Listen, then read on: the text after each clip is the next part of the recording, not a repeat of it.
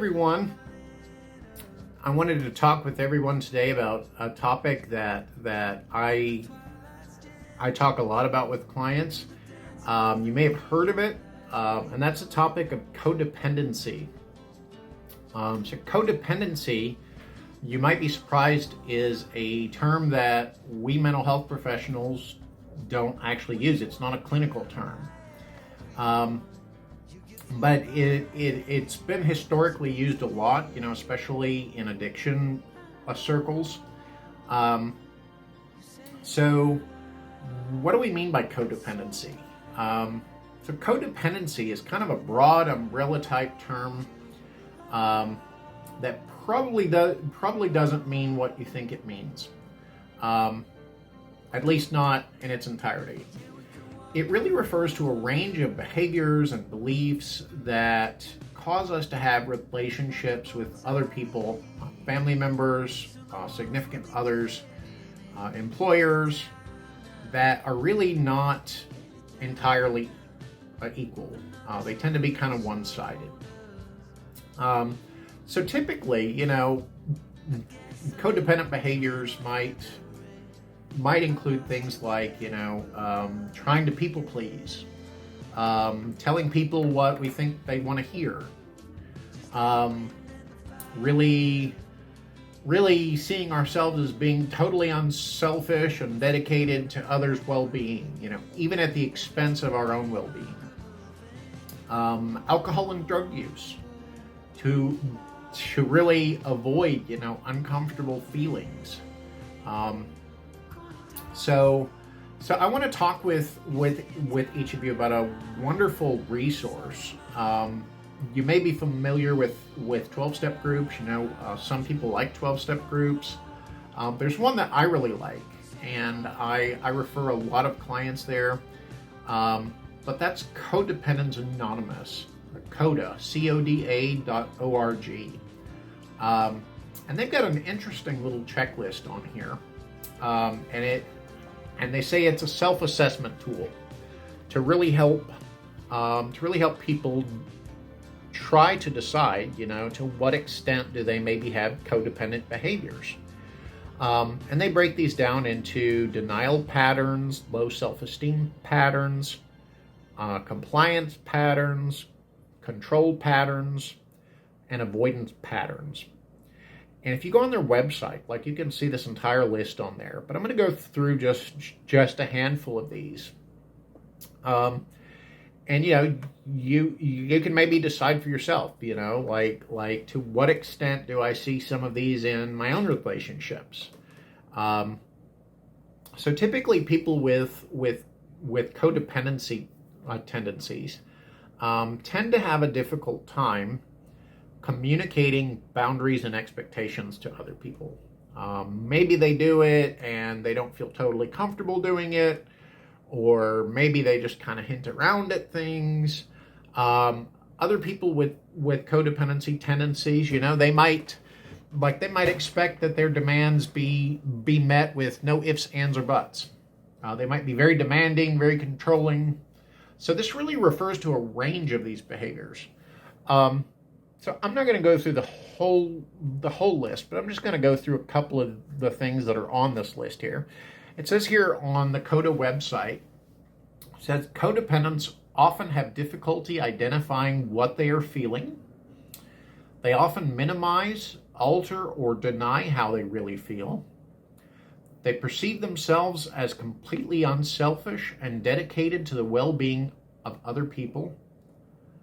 They may lack empathy for the feelings and needs of other people. So very big contrast there. They may tend to label other people with their negative traits. They often think they can take care of themselves without help from other people. They tend to mask pain in various ways, such as anger, humor, or isolation, express negativity or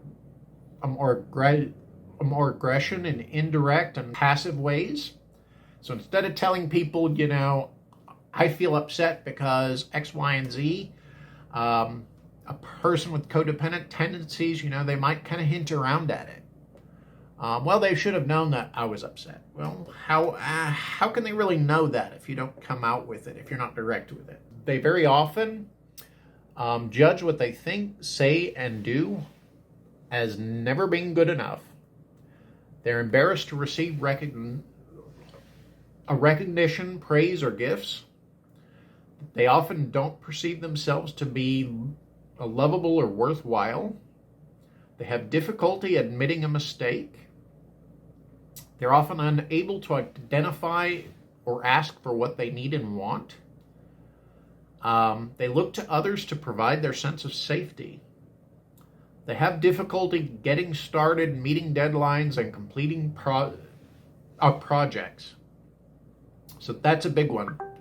A lot of the time, when I have clients and I'll be discussing some of these with them, I mean, that's probably one of the things that comes up most. They tend to procrastinate, they tend to put things off, and then they have all this anxiety and worry about, oh my gosh, how are the other people involved? How are they going to react to me?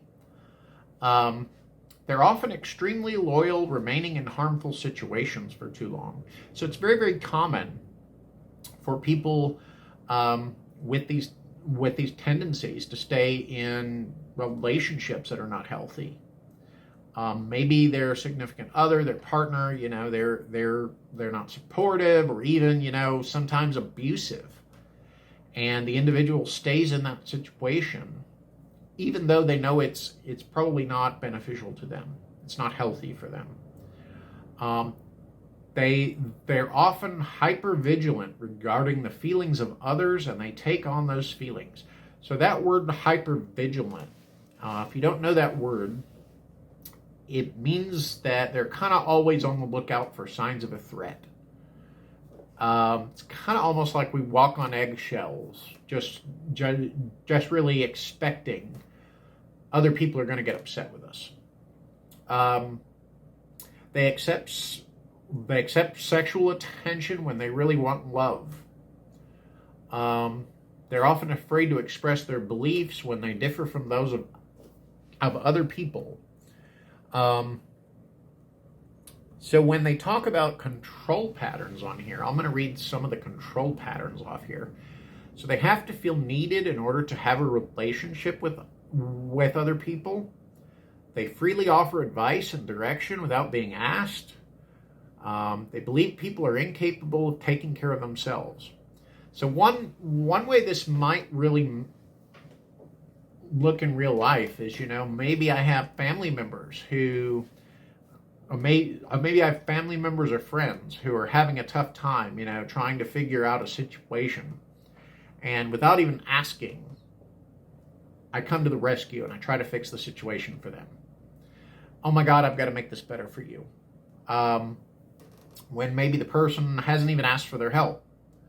And may even feel resentful that they're coming to help.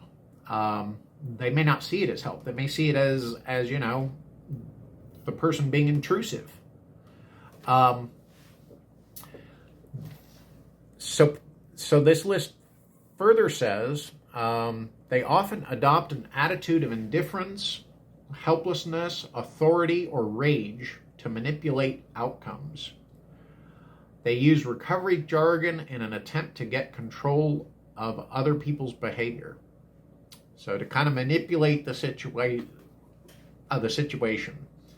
I know sometimes as a therapist, I'll get individual clients who come in for the first 1 or 2 sessions, and I'll ask them, I'm like, what brings you in? Like this will be their first time in counseling, and they'll usually tell me, well, my girlfriend wanted me to be here, or my wife wanted me to be here.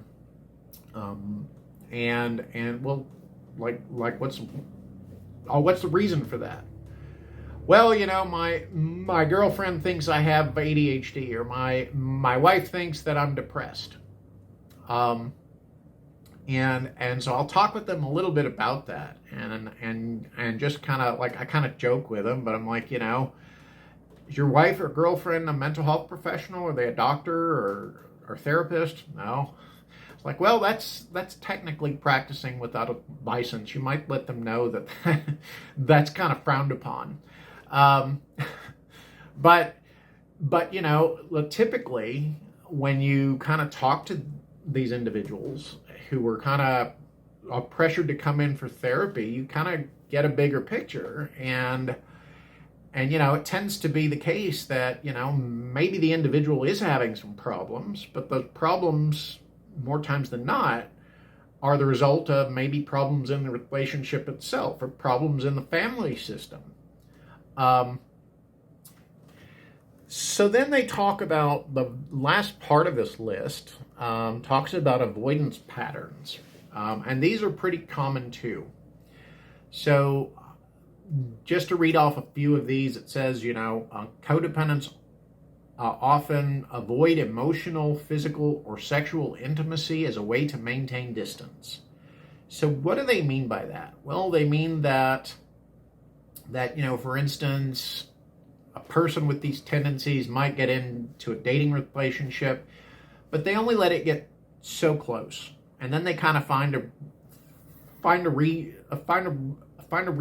reasons to kind of create distance. Being totally super connected to somebody, it starts to feel very threatening.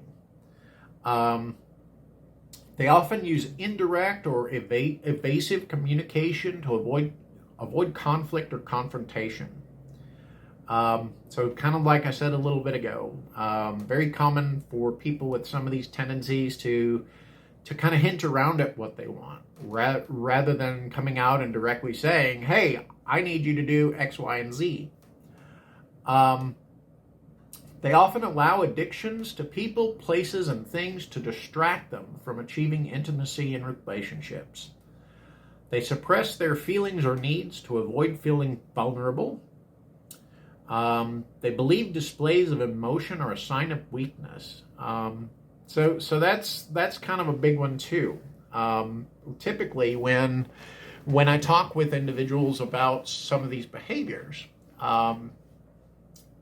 many of them tell me that they grew up in families where they weren't really allowed to express when they felt upset about something, or when they felt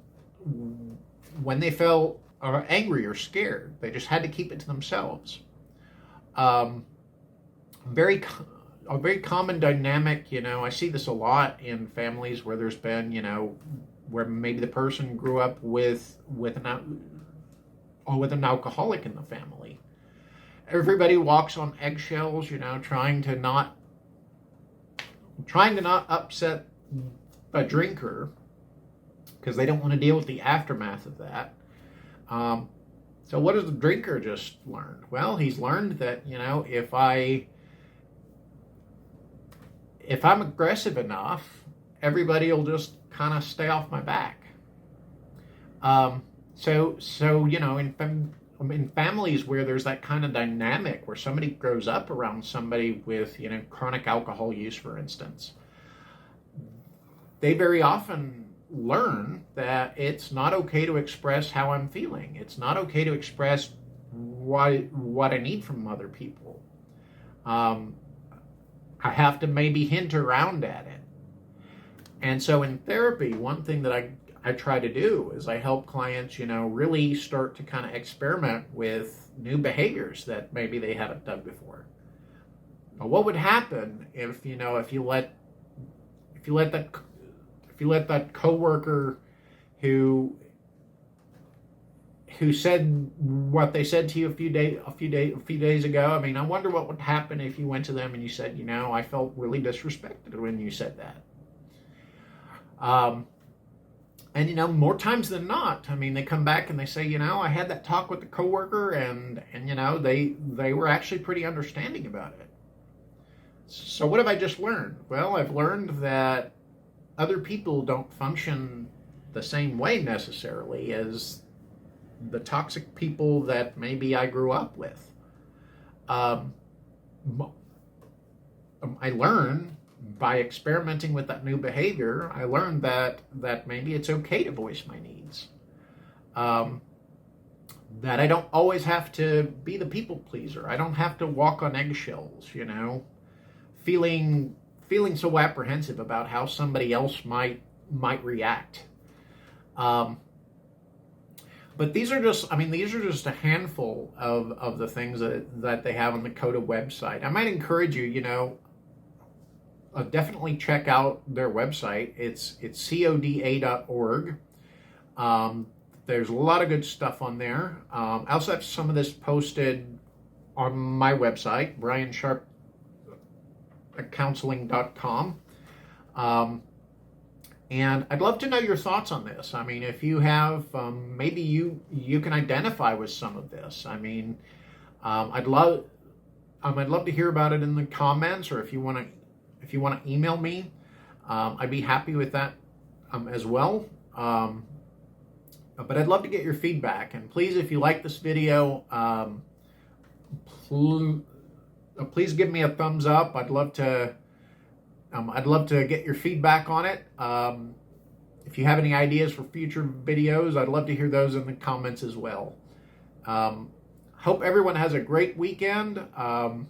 Glad that the oppressive heat is beginning to die down. Hopefully it'll stay that way. But I'll catch everyone next time. You guys take care. Bye.